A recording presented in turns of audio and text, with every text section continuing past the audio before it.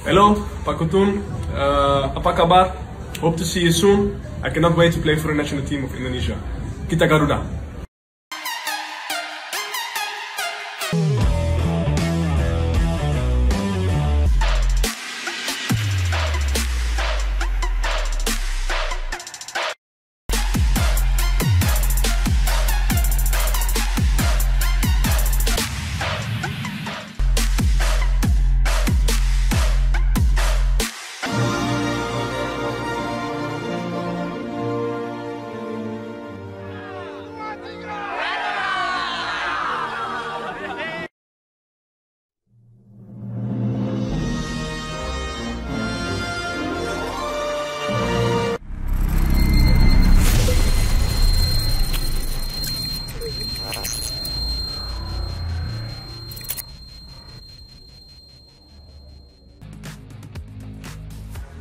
Sain Patinama segera susul Jordi Amat di timnas Indonesia di Piala AFF 2022, Sintayong miliki banyak opsi bersama Pratama Arhan. Sain Patinama menjadi satu nama yang dipertanyakan perihal kabar proses naturalisasi sudah sejauh mana. Pasalnya, terdengar kabar jika Sain Patinama berpeluang menyusul Jordi Amat dan Sandy Walsh di timnas Indonesia untuk Piala AFF 2022. Sejauh ini proses naturalisasi Sain Patinama masih berjalan. Paling baru berkasnya sudah diterima dan disetujui Komisi X DPR RI. Hasil tersebut diperoleh usai Komisi 3 DPR RI mengadakan rapat kerja dengan Menteri Hukum dan Hak Asasi Manusia bersama Menpora Zainuddin Amali yang dihadiri Ketua Umum PSSI Muhammad Iriawan dan Sekjen Yunus Nusi di Gedung DPR RI Senayan pada Rabu, tanggal 9 November. Komisi 3 DPR RI menyetujui pemberian kewarganegaraan RI atas nama Sain Elian J. Patinama untuk selanjutnya diproses sesuai dengan peraturan perundang-undangan, kata Adis Kadir, pimpinan sidang Komisi 3 DPR RI yang juga Wakil Ketua Komisi 3 DPR RI dilansir dari laman resmi PSSI. Peluang di Piala AFF 2022. Sain Patinama masih berpeluang mengikuti kompetisi Piala AFF 2022 karena proses naturalisasinya sudah di tahap akhir.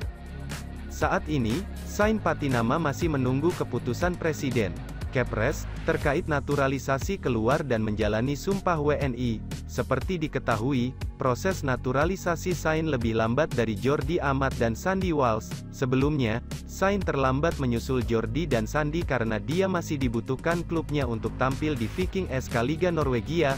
Bagaimana pendapatmu kawan?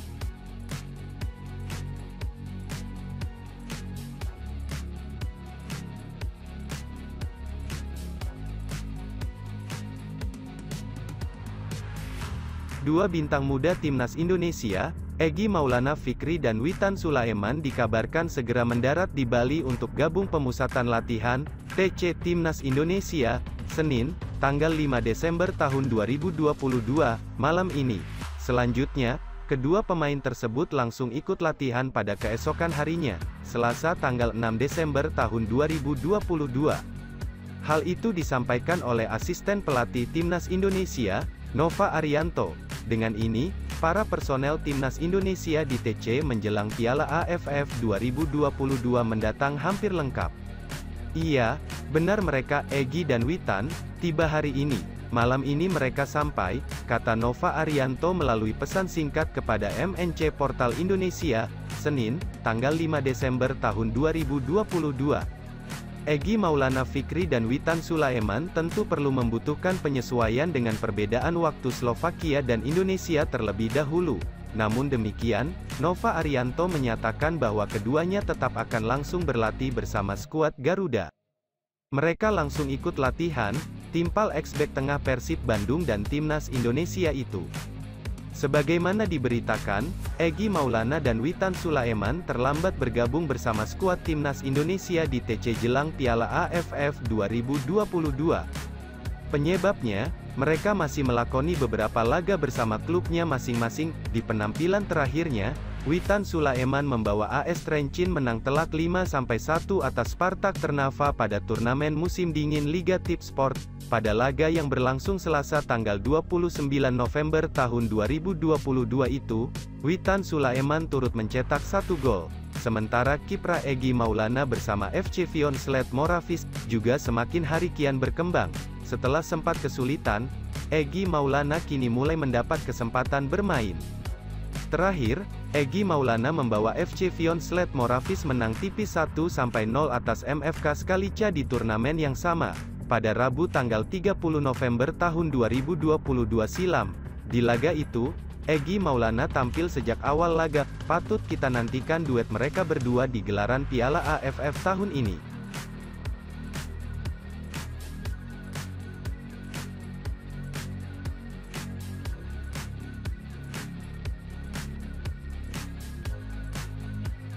Kabar buruk timnas Indonesia jelang Piala AFF 2022, Elkan Bagot alami cedera saat Gillingham FC kalah menyakitkan.